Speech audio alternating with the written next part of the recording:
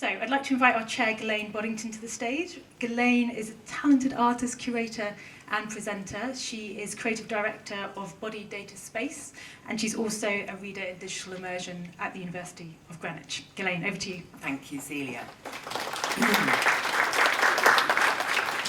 So thanks you everyone for being here with us tonight. Well, I know it's quite a nice evening out there, so we're going to talk for about an hour and a half, and then we have some drinks and networking in the foyer for you, and that will run till about 8:30, so there's still time to be outside in the lovely daylight. So tonight we're focusing on AI and creativity futures, and as Celia said, this is part of a series. We did one on AI and future society, one on AI and future of work, and I can see a few people who have been at a few of these as well. And we are going to do 3 more in the autumn of this FutureFest Forward series. FutureFest, I'm going to give you some more details at the end, right at the end of the event today. But first of all, exploring creativity. Exploring creativity, its processes and outcomes, and how this is linked more and more today to advanced machine learning and AI. So we have 3 amazing speakers, and these 3 speakers are going to give us their visions tonight. And then what we will do, we will discuss a little bit here on stage between us, and then we will open it up to you on the floor to bring in some questions. And we have these, have we got the ball mics to show? We have these balls, which are mics, which we're actually going to pass around between you, so it'll be quite fast. Yeah, there we are, there's one there. Great, hold it up, great. Which actually will make the debate go faster. I'll take questions probably 2 or 3 at a time to put them to the speakers for you. Do tweet tonight, because actually quite a few people wanted to come and couldn't come, so we need to share it beyond this room. So do pass this out, because these are new debates that are happening. We all need to share. We're not going to come to any answers tonight. We're at the beginning of this whole discussion about what's next now with advanced machine learning and AI coming into creativity of all types. So as we know, artists and creatives naturally expand into using the technologies of their day as their tools and as part of their process, but also integrated into their outputs for us all to engage in as well. And we are now in a time of the experience economy, and we're seeing this coming out of the ability for us also to experience the creativity as a user, participator, audience member, and makers. So tonight we're going to discuss these advancements and the implications of this into creativity. And there are 3 ways that we could look at forward.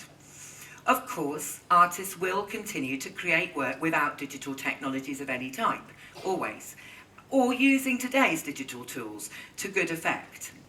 The second possibility is artists will collaborate with machines, engaging AI as a partner in their work and in their process, creating a conversational framework to exchange within, an augmented artist, a blended output between the artist, the human, and the machine. And the third is, of course, is what we see in lots of papers and as headlines, that AIs will become artists in themselves, and artists will be no longer needed. And of course, we are humans and we are creative. And we know that the technology we build, therefore, and is creative too. So that is a discussion we need to have. All the areas of the arts are covered by the speakers tonight. Myself, I'm coming from a performing arts background. I work into digital installation and immersive experiences, but I'm working very much with real-time live audiences. Yuli is coming from a music background. He's an interaction designer, and he's working a lot in new VR and AR types of formats. Thomas is coming from a journalist background. He's involved in literature, playwriting, poetry, also in the visual arts too.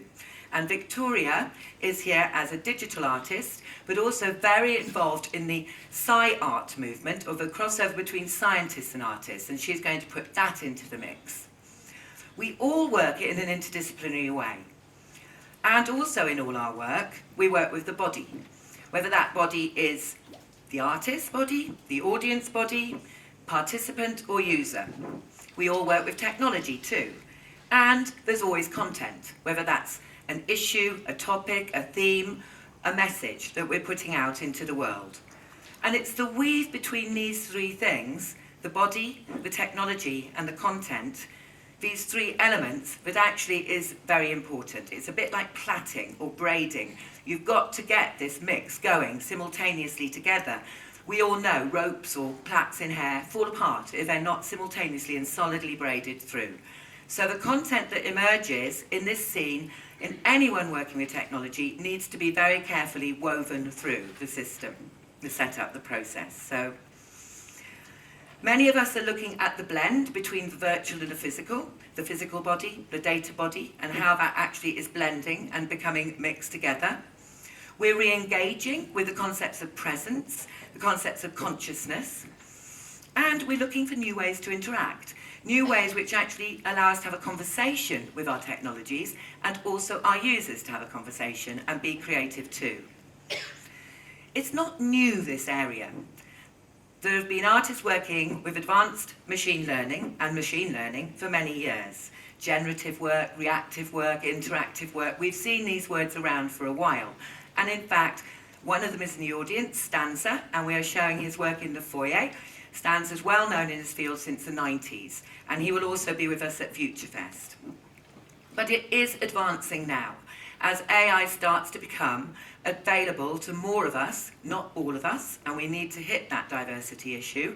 It is mainly available to those of us in big businesses or in universities, yeah? We've got to widen that access, but now we start to see some outputs coming through which are really shifting the way that art can be presented and shared with us in the world.